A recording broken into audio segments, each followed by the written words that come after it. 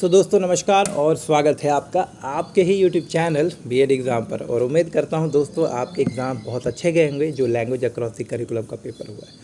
और अगर आपने मैंने मॉडल पेपर आप लोगों के साथ में शेयर किया था जिसमें मैंने कुछ इम्पॉर्टेंट और अनुमानित प्रश्न आप लोगों के लिए तैयार किए थे, उम्मीद करता हूं वो आपने चेक किया होगा।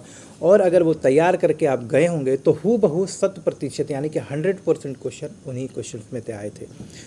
तो इसी तरह से आप लोगों ने जो कमेंट किए हैं, जो भी आप लोगों ने सजेशन दिए, उसी के आधार पर मैं अभी आप लोगों के लिए हेल्थ एजुकेशन का यानी कि स्वास्थ्य और शारीरिक शिक्षा से भी कुछ इंपॉर्टेंट क्वेश्चन लेकर आया हूँ। साथ ही साथ इन क्वेश्चन के आंसर कहाँ दिखेंगे वो भी मैं आपको बता देता हूँ। और एक छोटी सी अनाउंसमेंट ये भी है दोस्तों, अगर आप आज वीडियो के साथ में आप देख लीजिए वीडियो को और अच्छा लगता है तो आप वीडियो देखिए और मुझे बताइए। अगर आपको इनके पीडीएफ नोट्स चाहिए होंगे बिल्कुल फ्री ऑफ कॉस्ट, कोई चार्ज नहीं, फ्री ऑफ कॉस्ट आपको मैं इनके नोट्स भी शेयर करूंगा। तो आप कमेंट करिए, चैनल पे आइए, कमेंट करिए, चैनल के साथ जुड़िए और फिर हमें एक बार इन्फॉर्म करिए, आप फ्री नोट्स यहाँ से ले सकते हैं। तो चलिए आगे बढ़ते हैं, इंपॉर्टेंट क्वेश्चन यहाँ पर स्टार्ट करते हैं। तो स्वास्थ्य शिक्षा से जो भी महत्वपूर्ण प्रश्न है वो यहाँ पर हम लोग देखेंगे। वीडियो अच्छा लगेगा तो लाइक ज़रूर करिएगा। चलिए एक लाइक का बटन अभी प्रेस कर ही दीजिए ताकि थोड़ा प्रोत्साहन भी बना रहे। देखिए कोई भी काम करता है, आप भी सोच के देखिए, आपके पास में इतना समय नहीं हो पाता कि आप जो है अपने एग्ज़ाम की तैयारियां कर पाएँ।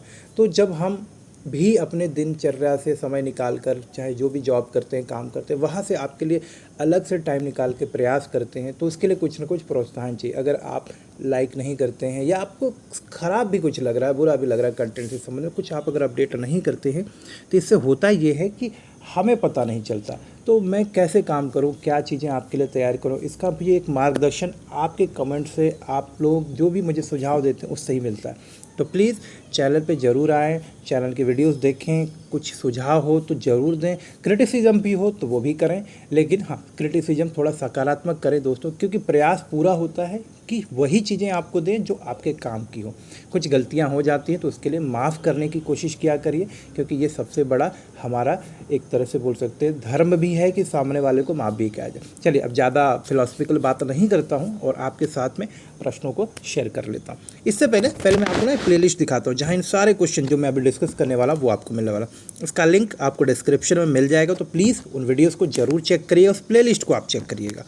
आइए मैं दिखाता हूँ आपको। आपको हमारे चैनल के प्लेलिस्ट पे आना है और चैनल की प्लेलिस्ट में आने के बाद में आपको जाना है कंटेंट पर, जो भी है आपको दिख जाएगा वहाँ पर। और ये देखिए प्लेलिस्ट है, और प्लेलिस्ट को आप जैसे ही ओपन करते हैं इतने सारे वीडियोस मैंने आपके लिए तैयार करके रखे हैं। चाहे आप ह्यूमन राइट की देख लें, चाहे लैंग्वेज अक्रॉस द करिकुलम के देख लें, लैंग्वेज अक्रॉस करिकुलम के देखिए 52 वीडियो डाली थी मैंने। इसी तरह से 20 से ज़्यादा वीडियोज़ आपके पर्यावरण शिक्षा की है। आइए दिखाता हूँ कि इसमें मैंने कंटेंट भी क्या क्या कवर किया। तो आपके जो भी इंपॉर्टेंट क्वेश्चन हैं आप चाहें तो यहाँ से आप कर सकते हैं। देखिए प्रीवियस ईयर क्वेश्चन 2019 का सॉल्व है यहाँ पे। इन्वायरमेंटल एजुकेशन संबंधित जो भी आपके प्रीवियस ईयर क्वेश्चन है पर्यावरण संबंधित, वो आप देखिए यहाँ पर आप देख सकते हो कितने इंपॉर्टेंट क्वेश्चन मैंने आपके लिए यहाँ पे ऑलरेडी सॉल्व करके रखे। यहाँ पे देखिए, आप इस पेपर को देखिएगा और इतने सारे इंपॉर्टेंट क्वेश्चन हैं यहाँ पर कि आपको मज़ा आ जाएगा इन प्रश्नों को सॉल्व करने के। आपको पर्यावरण शिक्षा की अवधारणा के बारे में जानना है, पर्यावरण प्रदूषण क्या होता है, आपको जानना है पर्यावरण प्रदूषण के प्रकार के बारे में, आपको जानना है कि ध्वनि प्रदूषण क्या है, मृदा प्रदूषण क्या है, आपको जानना है कि इन्वायरमेंटल थेफ्ट क्या है, व्हाट इज IEEP क्या है, नाइट्रोजन साइकिल क्या है। प्रीवियस ईयर क्वेश्चन देखना 2020 के, आपको जो टॉप 50 क्वेश्चन हो सकते हैं पर्यावरण शिक्षा से वो आपको देखना है, आपको यहाँ मिलेगा। तो वो सारी चीज़ें आपको यहाँ पर देखने को मिलेंगी। आपको करना ये है कि बस इन वीडियोस को स्क्रॉल करना है। फॉर एग्जांपल आप देखिए यहाँ पर मैं आपको एक वीडियो दिखा देता हूँ, आप इसको देखिए। यहाँ पर हमने क्या प्रश्न अटेम्प्ट करे हैं वो भी आपको देखिए। यहाँ पे एग्रीकल्चरल एक्टिविटी देखिए, what is causes of forest destruction, one विनाश के क्या कारण। इस तरह के जो भी प्रश्न आपके एग्ज़ाम में आए हैं ना वो सब आपको मिलेंगे। आपको कहीं जाने की ज़रूरत नहीं है, आप जो है आराम से इन्हें ले सकते हैं। चैनल की प्लेलिस्ट में आइए और इन सारी चीज़ों को आप यूज़ करिए, डाउनलोड भी कर सकते हैं। कुछ में PDF लगे हैं तो आप उनका भी इस्तेमाल कर सकते हैं। लेकिन PDF को पढ़ने से पहले अगर थोड़ा समय आप वीडियो के साथ देंगे तो जो बातें और जो PDF में मैंने लिखा उन चीज़ों के बीच में आप संबंध स्थापित कर पाएंगे, ठीक से समझ पाएंगे और उस चीज़ को फिर आप अच्छे से समझें। क्योंकि समय कम है तो सिर्फ PDF पढ़ के तो काम नहीं होगा, आपको चीज़ों को समझना भी होगा। तो मेरा सुझाव होता है कि वीडियो को पहले देख लीजिए और फिर PDF का इस्तेमाल करिए। बाकी आप अपनी योग्यता और अपनी समझ के हिसाब से जैसा चाहें वैसे तैयारी कर सकते हैं। चलिए अब इम्पोर्टेंट क्वेश्चन के पास चलते हैं, इम्पोर्टेंट क्वेश्चन को देख। सो हमने देखा यहाँ पे पहले सेक्शन ए में ही आते हैं और सेक्शन ए में पहला प्रश्न है, मैं आपको बस बताता चल रहा हूँ कि सिमिलर क्वेश्चन क्या है, एक ही जैसे प्रश्न। अगर आप फिजिकल एजुकेशन जो शब्द है, हेल्थ एजुकेशन जो शब्द है, इसको तैयार करना आवश्यक है कि जो विषय होता है उसका नाम जो है वो क्या है, उसके नाम से संबंधित 3-4 प्रश्न आपको मिलते हैं। तो नाम ही है हेल्थ एंड फिजिकल एजुकेशन, यानी कि स्वास्थ्य और शारीरिक शिक्षा। तो आपके लिए ये प्रश्न तो 2 बनते ही बनते हैं कि भैया स्वास्थ्य शिक्षा क्या है, आपको जो है शारीरिक शिक्षा क्या है, 2 बना सकते हैं। कॉन्सेप्ट ऑफ वेलनेस, ये बहुत बार कई बार पूछा गया है। कॉन्सेप्ट ऑफ वेलनेस ये 2 नंबर में भी पूछा जाएगा और आपको यही प्रश्न पूछा जाता है आपके 8 नंबर में भी। कॉन्सेप्ट ऑफ वेलनेस का मतलब होता है स्वस्थ होने की अवधारणा। स्वस्थ होने का अर्थ होता है कई सारी चीज़ों का योग, यानी कि आप बीमारियों से दूर हैं, आप अपने जीवन में सफल हैं, आप जो भी अपने जीवन में करना चाहते हैं उसे करने के लिए आपके अंदर शारीरिक और मानसिक रूप से ऊर्जा है, आप जिन चीज़ों को कर रहे हैं उसमें आपको सकारात्मक परिणाम मिल रहे हैं, ये भी आपकी क्या है, एक वेलनेस की यानी कि स्वस्थ होने की एक तरह से बोल सकते हैं कि स्वस्थ होने की एक अवधारणा को पूरा करता है। अगर आप जो है शारीरिक रूप से, धार्मिक रूप से, मानसिक रूप से, सामाजिक रूप से लोग आपको स्वीकार करते हैं, आप सामाजिक रूप से सक्रिय हैं, समाज में आपकी प्रतिष्ठा है, आप जो है व्यावसायिक रूप से, आप जो है व्यापारिक रूप से अगर सफल हैं अपने जीवन में, जैसा आप व्यावसायिक रूप से करना चाहते हैं, चाहे वो बिज़नेस हो, चाहे वो जॉब हो, चाहे आप किसी संस्था में काम करते हैं, आप साइंटिस्ट हैं, इंजीनियर हैं, जो भी हैं, आप टीचर हैं, आप कुछ भी हैं, जिस काम में हैं आपको अपने काम को करने में संतुष्टि मिलती है, जितना आप करना चाहते हैं आप उतना कर पाते हैं।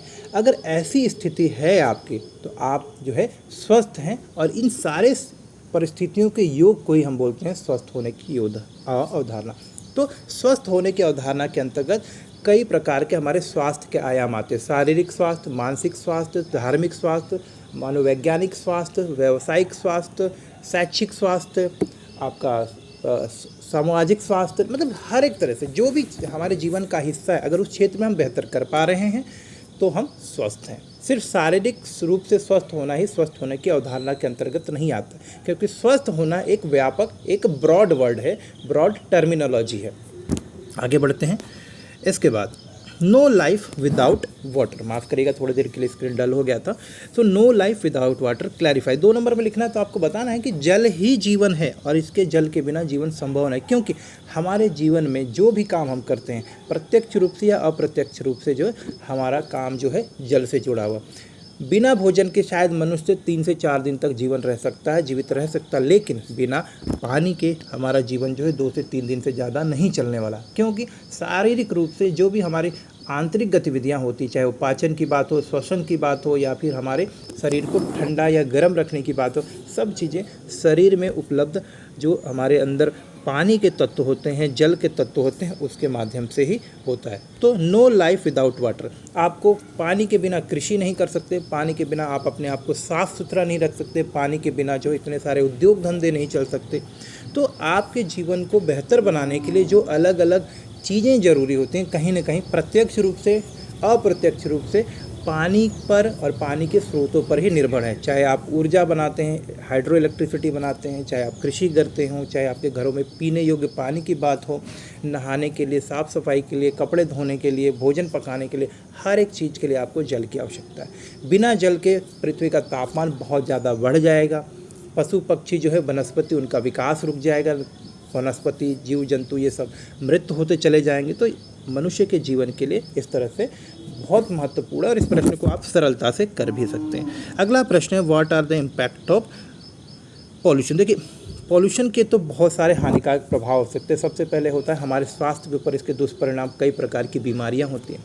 पॉल्यूशन ज़्यादा बढ़ जाएगा तो हमारे सुनने की क्षमता, देखने की क्षमता, हमारे आयु कम होती चली जाती है, क्योंकि हम कई प्रकार के तनाव से, कई प्रकार की बीमारियों से ग्रस्त हो जाते हैं। प्रदूषण के कारण जब मिट्टी, जल, धरती, वायु हर एक चीज़ जब प्रदूषित होगी तो कहीं ना कहीं प्रकृति का जो संतुलन है वो खराब होता है, जिससे कि कई प्रकार की प्राकृतिक आपदाएं जो है लगातार और उनकी जो गति है वो बढ़ जाती है। तो इस तरह से आप लिख सकते हैं कि पर्यावरण प्रदूषण से कहीं ना कहीं मनुष्य के अस्तित्व को, जीव जंतुओं के अस्तित्व को खतरा होता है। अगर प्रदूषण को समय से कंट्रोल ना किया जाए तो कहीं ना कहीं ये मनुष्य के जीवन के लिए, अस्तित्व के लिए खतरे का कारण बनेगा।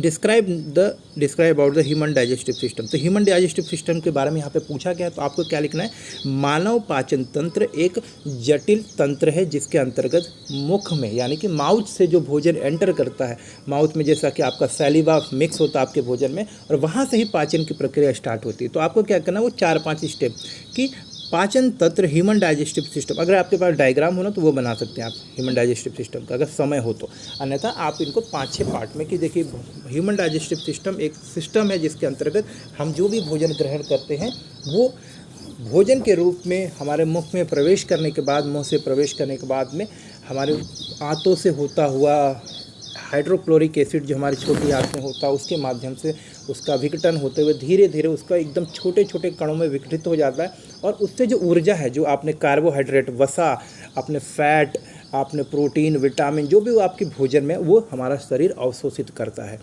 ठीक है, और वो अवशोषित ऊर्जा, वो तत्व जो फिर खून के माध्यम से हमारे विभिन्न शरीर के हिस्सों तक पहुँचते, तो वो पूरी प्रक्रिया है आपकी। इसके अलावा अगला प्रश्न, discuss the treatment of sprain and strain. तो मूंछ और खिंचाव के उपचार का आपको वर्णन करना है। Describe the postural defect among the children. अब देखिए ये सारे प्रश्न मैं आपको बता रहा हूँ, ये इतने प्रश्न अगर आप कर लेते हैं, इसके अलावा कुछ करना नहीं है आपको, ठीक है। और इसमें से काफ़ी सारे, एटलीस्ट 50% क्वेश्चन जो है आपको दोबारा तैयार भी नहीं करने। अब आपको कैसे प्रश्न तैयार करने चाहिए वो मैं आपको बताता हूँ।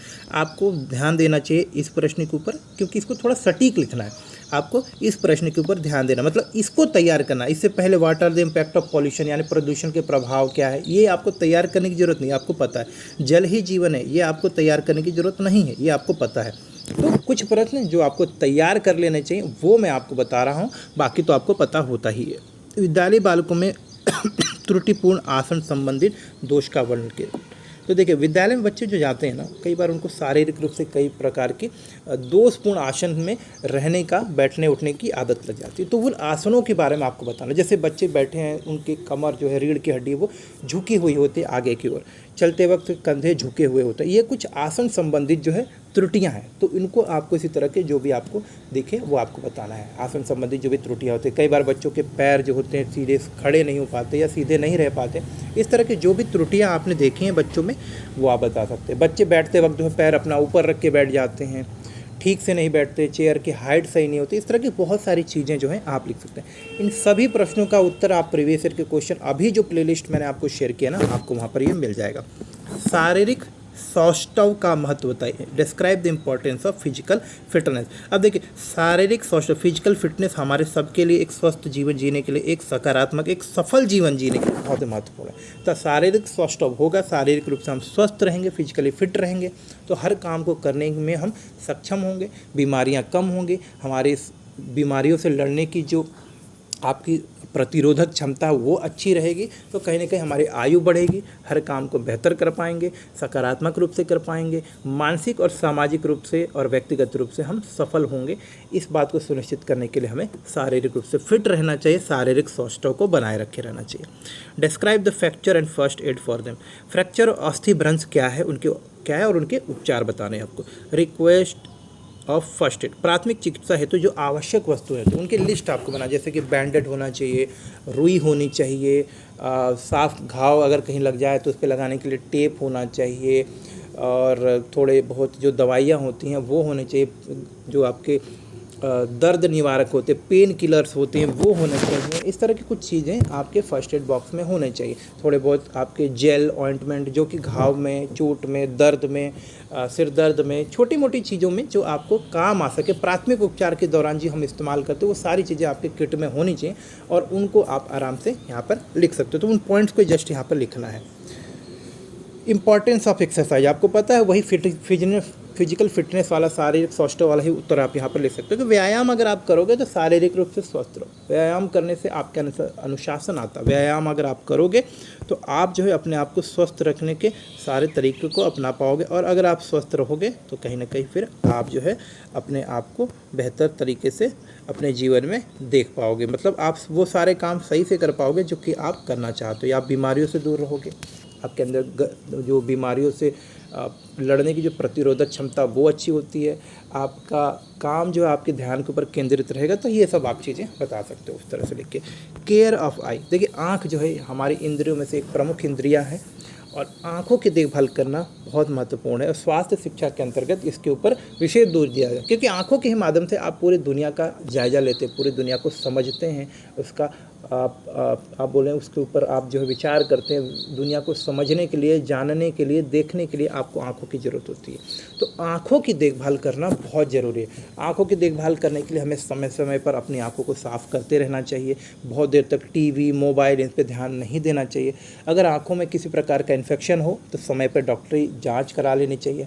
अगर ज़रूरत पड़े निकट दृष्टि दोष हो, दूर दृष्टि दोष हो या किसी प्रकार के दृष्टि दोष हो, चाहे वो आपको रतौंधी हो, चाहे वो आपको कलर ब्लाइंडनेस, इस प्रकार की कोई भी आंखों से संबंधित अगर समस्या हो तो तुरंत डॉक्टरी सलाह लें, जांच कराएं और उचित उपचार कराएं। तो आंखों की देखभाल करना बहुत ज़रूरी है, क्योंकि अगर आंख हैं तो हम जीवन में सब चीज़ें देख पा रहे, समझ पा रहे, निर्णय ले पा रहे हैं, उसके आधार पर अपने विचार व्यक्त कर पा रहे हैं। आँखों से ही हम बहुत सारा काम कर पाते हैं। तो एक प्रमुख इंद्रिय है और इसको हमें बनाए रखना है, इसे स्वस्थ रखना है और इसके लिए हमें इसकी अच्छी से देखभाल करनी चाहिए। अब चलते हैं सेक्शन बी में। ये कुछ इंपॉर्टेंट क्वेश्चन थे आपके हेल्थ एजुकेशन के लिए। What do you understand by cleanliness of school? विद्यालय स्वच्छता से आप क्या समझते हैं? देखिए विद्यालय स्वच्छता का तात्पर्य है कि विद्यालय को हम किस प्रकार से स्वच्छ रखते हैं। विद्यालय के अंतर्गत जो भी हमारा चीज़ आता है, चाहे वो लाइब्रेरी हो, क्लासरूम हो, ठीक है।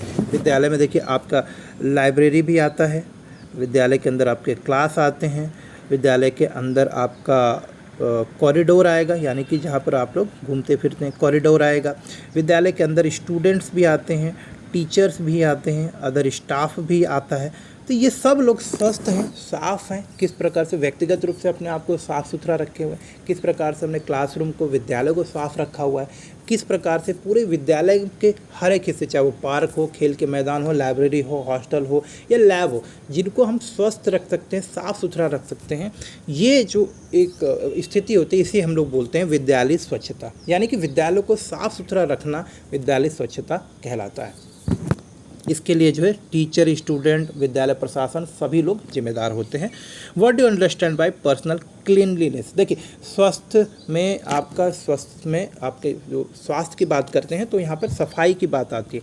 विद्यालय स्वास्थ्य सफाई की बात हमने करी, अब व्यक्तिगत सफाई की बात करते हैं। देखिए व्यक्तिगत स्वच्छता से आप क्या समझते हो? तो उसी तरह से मिला जुला ही प्रश्न है कि अगर आप खुद को अपने आप को साफ़ रखते हो, अपने आप को साफ़ रखने के अलग अलग तरीके हैं। नियमित स्नान करिए, नियमित अपने जो भी हमारे शरीर के अंग हैं उनकी सफाई करिए, बीमार होने पर सही इलाज करवाइए। इसके अलावा सही प्रकार से भोजन करिए, अनुशासित जीवन जीजिए, व्यायाम करिए। ये बहुत सारी चीज़ें हैं जो आप अपने आप को स्वस्थ रखने के लिए, व्यक्तिगत रूप से स्वच्छ रखने के लिए कर सकते हैं। समय पर अपने बाल कटवाइए, नाखून को साफ़ करवाइए, छोटे करवाइए, इस तरह के काम कर सकते हैं। साफ़ सुथरे धुले हुए कपड़े पहनिए। तो ये सब कुछ व्यक्तिगत स्वच्छता के आयाम हैं। इसके अलावा जहाँ हम रहते हैं वहाँ के आसपास की जगह को, अपने गली को, मोहल्ले को, उनको भी साफ़ रखना भी व्यक्तिगत स्वच्छता के ही अंदर आता है।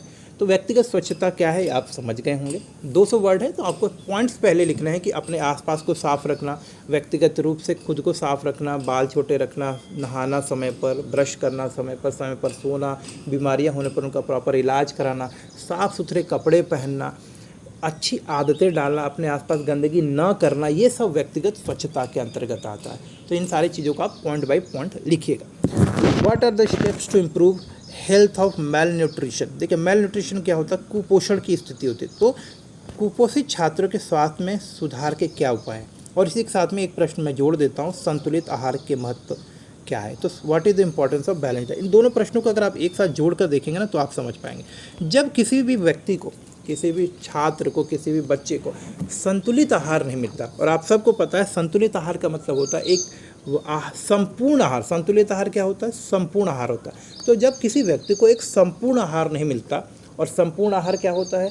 संपूर्ण आहार वो आहार होता है जिसमें कि पर्याप्त मात्रा में, जो कि आवश्यक है किसी भी बच्चे या वयस्क के विकास के लिए, आवश्यक मात्रा में प्रोटीन, कार्बोहाइड्रेट, विटामिन्स, मिनरल्स, वसा, इसके अलावा जो आपके बोल सकते हैं पानी के तत्व होते हैं, जो भी आवश्यक चीज़ें होती हैं वो अगर हैं जो कि शारीरिक विकास को, शारीरिक स्वास्थ्य को बनाए रखने के लिए आवश्यक है, तो उसे हम संतुलित भोजन कहते हैं।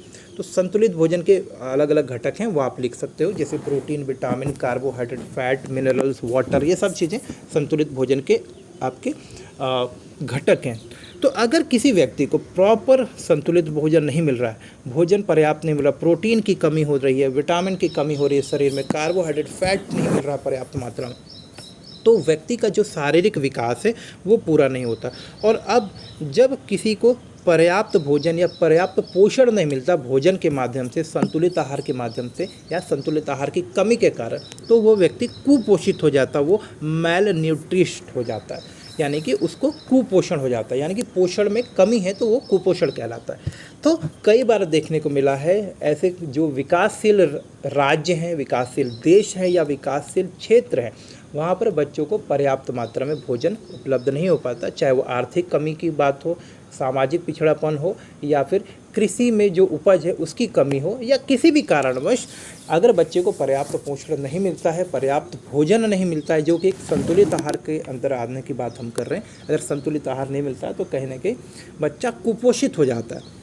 तो कुपोषित छात्रों के सुधार के लिए सबसे पहले तो आवश्यक डॉक्टरी जांच करानी चाहिए, हम इस पॉइंट की बात कर रहे हैं, आवश्यक डॉक्टरी जांच कराइए।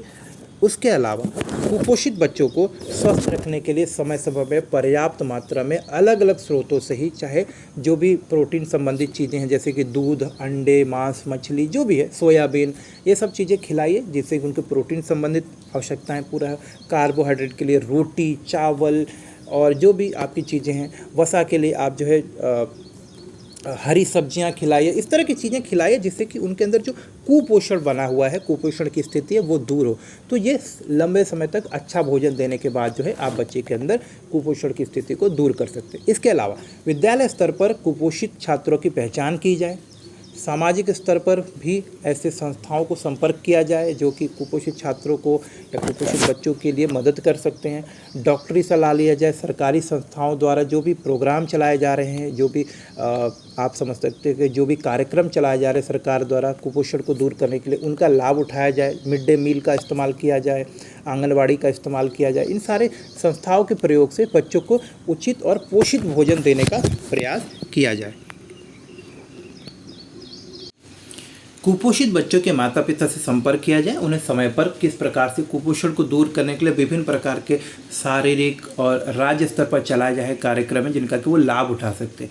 आमतौर पर कुपोषण के शिकार वैसे छात्र होते हैं जिनकी आर्थिक और पारिवारिक स्थिति अच्छी नहीं होती है, तो ऐसे छात्रों को विशेष रूप से सरकारी संस्थाओं द्वारा जो भी चलाए जाए कार्यक्रम है उनका लाभ उठाने में हमें मदद करना चाहिए।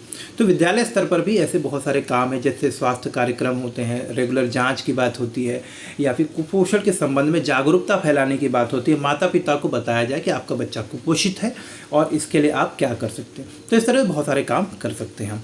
What is importance of balance diet, पहले ही आपको बता दें। मेजर कॉजेस ऑफ फटीग, थकान के प्रमुख कारण क्या है। थकान के प्रमुख कारणों में सबसे पहले तो आपको समझना पड़ेगा कि थकान होती क्या है। जब एक व्यक्ति अपनी क्षमता अनुरूप किसी काम को नहीं कर पाता या उस काम को करने में जल्दी उसे जो है ऊर्जा की कमी महसूस होने लगती है या फिर वो बिल्कुल भी नहीं कर पाता, ऐसी स्थिति में हम उसे कह सकते हैं कि उसे थकान हो रही। तो फटीग के कई सारे कारण। सबसे पहले अगर व्यक्ति स्वस्थ नहीं है तो व्यक्ति को जो है यानी कि बैड हेल्थ के कारण भी जो है आदमी को थकान होती है। दूसरा आप यहाँ पर देख सकते हो, इसके अलावा थकान के प्रमुख कारणों में हम यहाँ पर समझ सकते हैं कि शारीरिक रूप से अच्छा भोजन न मिलना, मानसिक रूप से कोई परेशानी होना, इसके अलावा अपने आसपास का जो वातावरण वो प्रदूषित होना, स्वस्थ नहीं होना, मानसिक और शारीरिक रूप से आपको थका देने वाला हो, बहुत ज़्यादा तापमान हो, बहुत ज़्यादा ठंडा हो या बहुत ज़्यादा उमस भरा वातावरण, ये भी कहीं ना कहीं आपके अंदर थकान का काम करती है।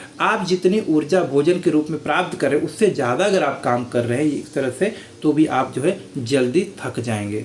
हो सकता है आपके अंदर किसी प्रकार की आनुवांशिक बीमारी हो, शारीरिक बीमारी हो, ये भी बहुत बड़ा कारण होता है थकान के। तो ये सारे पॉइंट्स आपको लिखने तो 2 नंबर का प्रश्न है तो 10-15 पॉइंट्स आप जो यहाँ पर लिख दीजिए। Describe the importance of physical education, आप सबको पता है इसका इंपॉर्टेंस आप लिखते हो। Describe the biological principle of physical education, हमारे चैनल पे है इस क्वेश्चन का आंसर कि सारे शिक्षा के जैविक सिद्धांतों की व्याख्या करें। देखिए, शारीरिक शिक्षा के जैविक सिद्धांतों की अगर हम बात करें तो आप सबको पता है कि सारी शिक्षा कई सारे जैविक सिद्धांतों के अनुरूप दी जाती है। जैसे कि आपका निरंतरता का सिद्धांत, principle of continuity, principle of development, principle of evolution, है ना। इवोल्यूशन के सिद्धांत, हमको पता है कि किसी भी चीज़ का विकास जो है धीरे धीरे होता है। तो इस चीज़ को समझते हुए जो स्वास्थ्य शिक्षा और शारीरिक शिक्षा दी जाती है। फिजिकल एजुकेशन देने के लिए आपको पता है कि फिजिकल एजुकेशन की शिक्षा देते वक्त हमें इस बात का ख्याल रखना चाहिए कि इससे हमें व्यक्ति के जीवन में उसे स्वस्थ रहने के लिए जागरूक भी करना। तो फिजिकल एजुकेशन की जो प्रिंसिपल है, बायोलॉजिकल प्रिंसिपल, ये मैंने इसके ऊपर बहुत डिटेल वीडियो बनाया है, आप उसको जरूर चेक करिए, चैनल की प्लेलिस्ट में है।